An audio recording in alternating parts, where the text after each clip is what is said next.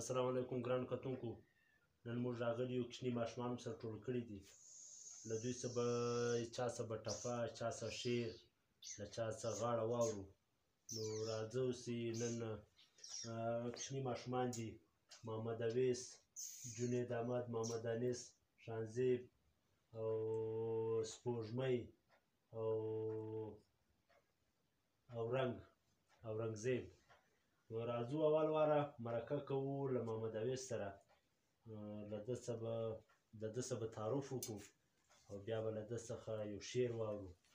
نو ستاسو په درانه خدمت کې امید لرم چې ستاسو د خوښې وړ وګرځي او زما چینل درسره سبسکرایب کړئ. نو راځو اول واره محمد اویس له. السلام علیکم. څنګه یې؟ په خیر یې؟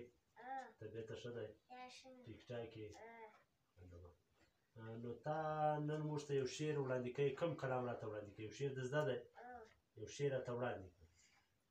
یو شعر مو ولیدل، ټوپکه مه راپاڅې پر سر مو وایستل. واه یو شعر مو ولیدل، ټوپکه مه راپاسته پر سر مو وویستل. یو شعر مو ولیدل، ټوپکه مه راپاڅې پر سر مو وایستل. واه ډېر ښایسته.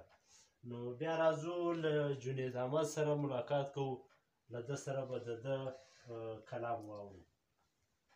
دا ستا عمر دې کم وي، دا زما عمر دې ستاسې، ستا لسې راځي هغه مرګی د زما نه راسي. واه دا و جنید احمد چې ډېر ښایسته کلام یې وړاندې کړ.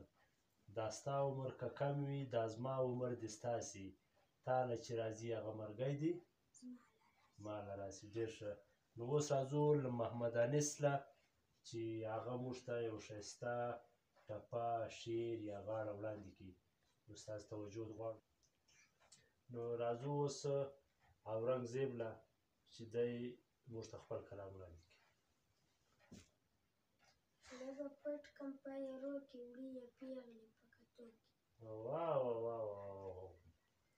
ډېره ښایسته غاړه یې وکړه او په دغه عمر کې دا درنه غاړه کولای شئ تر یو منزله ورسئ که نه ورسئ. راځو شانزیب کاکړ له چې دی خپل کلام راته وړاندې کړي. وایي هغه ځای دی هغه مځکه زما په اور سوځي